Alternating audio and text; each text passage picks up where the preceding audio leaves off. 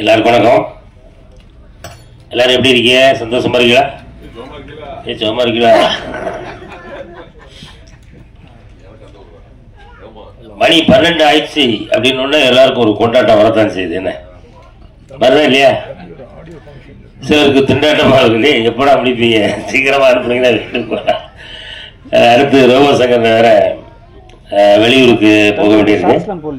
அதனால அங்கே flight waiting. அதனால ரத்தின சுருக்கமா ஃப்ளைட்டே வெயிட்டிங் அங்கே நிற்குது, நிறுத்தி வச்சிருக்கோம் நாங்கள். ஆமாம், இந்த கண்டென்ட் கிடைச்சுட்டா நம்ம அம்பி திரைப்படம். நான் என்ன பேசணும் அப்படின்னு நினைச்ச எல்லாருமே பேசிட்டாங்க. மீண்டும் இந்த படத்தை பற்றி நம்ம ஒரு சில வார்த்தைகள் மட்டும் சொல்லி விடைபெறலான் இருக்கேன். எல்லாரும் சொன்ன மாதிரி இல்லை. அதாவது இப்போ என்கிட்ட எல்வின் சார் என் வீட்டில் கதை சொல்கிறதுக்காக வந்திருந்தாங்க. கதையில் நானே ஒரு படம் பண்ண போகிறேன். சரி, கதை எப்படிண்ணே? இந்த மாதிரி பேசுறேன். ஹீரோ யாருண்ணே அப்படின்னு. ஹீரோ ரோபோ சங்கர் பண்ணுறாரு அப்படின்னா எனக்கு ஷாக்கு. ரோபோ சங்கர் ஹீரோ பண்ணுறாரா? என்ன எல்லாருமே ஹீரோவாக பண்ணுறாங்கனால இவரும் ஹீரோவுக்கு ஆசை வந்துட்டா. அதனால் அவர் ஹீரோ பண்ண போகிறார். அவருக்கு ஒரு உடம்புக்கு வர சரியில்லைங்க, எப்படிங்க அவர் ஹீரோ நடிப்பார் அப்படின்னு நான் கேட்டேன் சார்கிட்ட. இல்லைண்ணே, நான் முதல்ல ரோபோ சங்கர்ன்ட்டா அந்த விவரத்தெல்லாம் சொல்லி இது எப்படி உங்களுடைய உடல்நலம் அதுக்கு ஒத்துக்குமா அப்படிலாம் கேட்டேன். இல்லைண்ணே நம்ம கண்டிப்பாக பண்ணிக்கிடுவோம் அப்படின்னு அவருடைய கான்ஃபிடென்ட்டாக அவர் சொன்னதை வச்சு தான் நான் அந்த படத்தை ஆரம்பிக்கிறேன் அப்படின்னு சொல்லி சொன்னாங்க. இருந்தாலும் எனக்கு ஒரு சின்ன டவுட். என்னன்னா, பத்திரிகை வாயிலாக கேள்விப்படுற தகவல்கள் அதெல்லாம் நம்ம எல்லாருமே ஒரு ஷாக்கில் தான் இருந்திருப்போம்.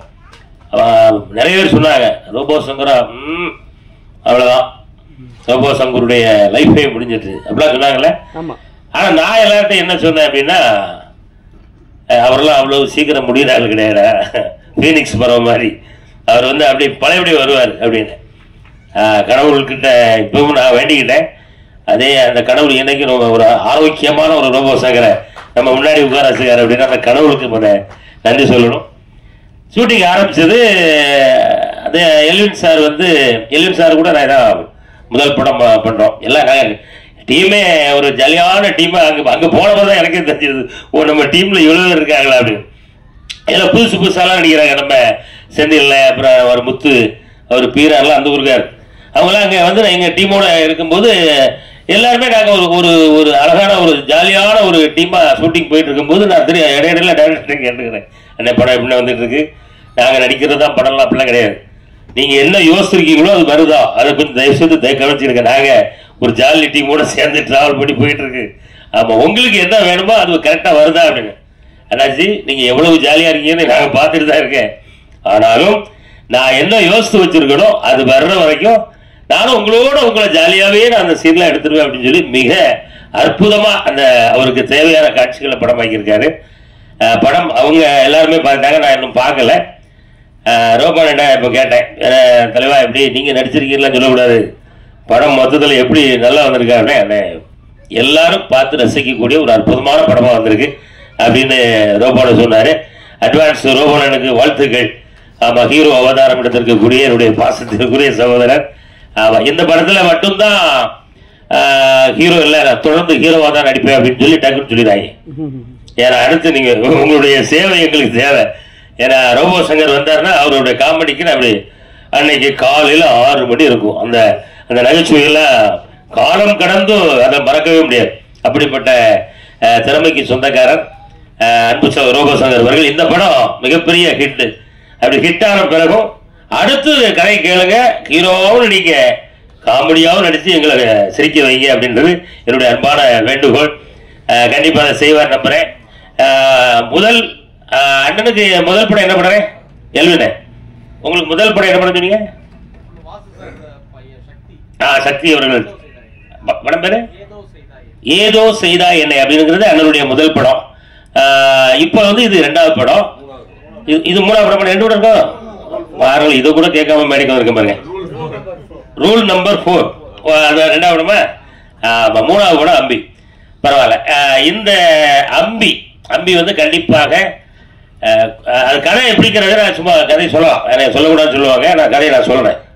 என்ன ஒரே லைன்ல சொல்றதா இருந்தா, அந்த கதாநாயகன் வந்து ஒரு குழந்தை. அம்பிங்கிறது வந்து அது ஒரு குழந்தைத்தனமான ஒரு மனநிலையில இருக்கக்கூடிய ஒரு மனிதன். அதுக்கு யார் கரெக்டா இருப்பா அப்படின்னா அது அவர் ரோபோ சங்கர் அப்படின்னோடனே அந்த கதையை கேட்டதுக்கு அப்புறம் சரியான ஒரு ஆளை தான் அந்த ஹீரோவா தேர்ந்தெடுக்காரு அப்படின்னு சொல்லி படம் முழுவதும் வந்து ஒரு குழந்தை என்னென்னலாம் செய்யுமோ அதையெல்லாம் தன்னுடைய அற்புதமான உடல் மொழியில அருமையா உங்களை எல்லாரையும் கவர்ற விதமா நீங்க எல்லாம் ரசிக்கிற விதமா தந்திருக்க படம் தான் அம்பி. இதுல நம்ம சொல்ற விஷயங்கள் நிறைய பேசலாம். இதெல்லாம் நம்ம ஆடியோ லாஞ்சில பேசலாம்னு நினைக்கிறேன். நம்ம ராஜேந்திரன், கோவை பாபு அவர்கள் நம்ம சினிமா கண்டுபிடிக்கப்பட்ட காலத்திலிருந்தே அண்ணன் எல்லாருக்குமே உங்களுக்கு எல்லாருக்கும் தெரியும் நினைக்கிறேன். இல்லையா சினிமா கண்டுபிடிச்சது யாருங்க சினிமாவை? நீங்க சார்லஸ் ரெனால்டு தானே? கூடவே அண்ணன் பேர் எழுதிடுங்க, மோகன் வைத்தியா, சார்லஸ் ரெனால்டு, 2 பேரும் சேர்ந்து தான் கண்டுபிடிச்சாங்கன்னு சொல்லுங்க. ஆமா, இப்படி கிட்டத்தட்ட ரொம்ப ஜாலியா நாங்க எடுத்த படம். இந்த படம் மிகப்பெரிய ஒரு வெற்றி பெறணும் அப்படின்னு நானும் இறைவனை வேண்டிக்கிறேன். நீங்களும் இறைவனை வேண்டிக்கிறீங்க. பத்திரிகையாளர்களும் நல்லபடியா எழுதுங்க. நேரமின்மை காரணமாக இன்னும் நிறைய கதைகள்லாம் இருக்கு. அதாவது நான் அடுத்த மேடையில் உங்களுக்கு கண்டிப்பா சொல்லுவேன் அப்படின்னு சொல்லி வாய்ப்புக்கு நன்றி கூறி விடைபெறுகிறேன். நன்றி, வணக்கம்.